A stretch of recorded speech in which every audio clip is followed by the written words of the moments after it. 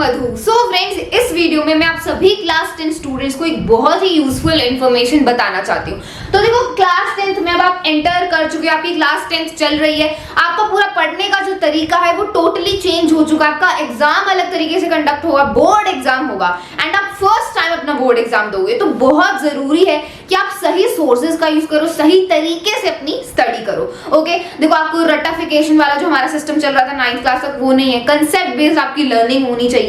आपको ज्यादा से ज्यादा प्रैक्टिस करनी है क्वेश्चंस की, ताकि आप अच्छा परफॉर्म कर पाओ अपने बोर्ड एग्जाम्स में। बिकॉज आपको आंसर खुद बनाने होंगे। आंसर खुद आप कैसे बनाओगे? जब आपकी प्रैक्टिस होगी, आपने ऑलरेडी काफी क्वेश्चंस प्रैक्टिस कर रखे होंगे, सैंपल पेपर्स करे होंगे, ये सब की प्रैक्टिस होगी, आपकी राइटिंग स्किल होगी, तभी आप अपने बोर्ड एग्जाम में आंसर खुद बना के अच्छा स्कोर कर पाओगे। एंड ये बिल्कुल भी डिफिकल्ट नहीं है, ये इजी है अगर आप एक सही स्ट्रैटेजी फॉलो करते हो तो। ठीक है, क्लास 10 में आपको कंसेप्ट लर्निंग पर ध्यान देना है। एनसीईआरटी आपका मेन फोकस होना चाहिए, लेकिन एनसीईआरटी की लैंग्वेज हमें कई बार समझ नहीं आती, तो हमें एक ऐसे सोर्स की जरूरत होती है जिसमें सब कुछ कंबाइंड हो, एनसीईआरटी को भी अच्छे से समझाया हो, क्वेश्चंस भी गिवन हो एंड फ्लो चार्ट वगैरह सब गिवन हो, जिससे हम अच्छे से अंडरस्टैंड कर पाए एंड हमारे हायर लेवल जो हम आगे कॉम्पिटिटिव एग्जाम देंगे ना 10th के 11th 12th के बाद में जो भी एग्जाम होते हैं, जैसे जेईई का एग्जाम होता है, ओलंपियाड्स हम देते हैं, उनकी भी हमारी तैयारी साथ साथ हो। तो एक ऐसे हमें परफेक्ट सोर्स की जरूरत होती है। ओके, तो इसीलिए मैं आपको रेकमेंड करना चाहूंगी दिशा पब्लिकेशंस की ये फाउंडेशन कोर्स की book for class 10th students. तो क्लास 10th में ये आपके जो सब्जेक्ट्स हैं, फिजिक्स, केमिस्ट्री, बायोलॉजी, मैथ्स, उनमें ये फाउंडेशन कोर्स की बुक है दिशा पब्लिकेशन की। एंड ये परफेक्ट पैकेज है आप सभी क्लास 10 स्टूडेंट्स के लिए। इसमें देखो एनसीईआरटी के कॉन्सेप्ट्स को बहुत अच्छे से एक्सप्लेन किया गया है, पूरी कॉम्प्रिहेंसिव थ्योरी है इसमें। देन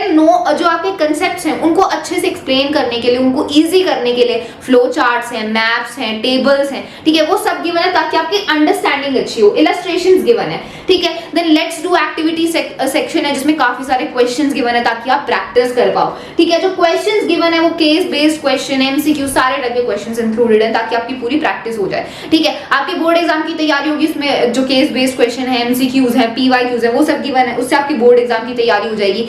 एनसीईआरटी एग्जाम्पलर के भी क्वेश्चंस इसमें गिवन है, जैसे आपकी थोड़ी हायर लेवल की तैयारी होगी, एग्जाम्पलर में थोड़े डिफिकल्ट क्वेश्चंस होते हैं तो वो इसमें गिवन है। साथ ही साथ और मुश्किल क्वेश्चंस गिवन है जो आपकी जेईई एग्जाम के लिए, ओलंपियाड एग्जाम के लिए आपकी तैयारी करवाएंगे, तो वो भी इसमें गिवन है। तो ये आपका एक कंप्लीट पैकेज है जो आपको हेल्प करेगा आपकी क्लास 10th में। बिकॉज देखो, अभी क्लास 10th के बाद हम सभी स्टूडेंट जो है डिसाइड कर लेते हैं कि आगे हमें क्या करना है, तो उसको ध्यान में रखते हुए हमें अपनी तैयारी करनी होगी। Okay, 10th is very easy, 10th में इतना बर्डन नहीं आता अगर आप सही तरीके से तैयारी करते हो तो अगर आप आगे अपना फ्यूचर को सिक्योर करना चाहते हो तो आपको थोड़ा अहेड सोचना होगा एंड उस हिसाब से तैयारी करनी होगी। So I think this is the best book. आप परचेज करना चाहते हैं, इसका लिंक भी डिस्क्रिप्शन बॉक्स में गिवन है। क्लास 10 के सारे सब्जेक्ट्स में ये बुक प्रेजेंट है एंड क्लास 10 का पूरा सेट है। ऐसे ही क्लास 9th के लिए भी ये फाउंडेशन कोर्स की बुक है और क्लासेस के लिए भी है। Okay, so you can purchase it if you want and मैं यही सोर्स आपको रेकमेंड करना चाहती थी। ठीक है, तो फ्रेंड्स देखो, अब इससे आपको रियलाइज हो गया होगा कि क्लास 10th में अच्छे से तैयारी करना, अच्छा स्कोर करना कितना ज्यादा इंपॉर्टेंट है।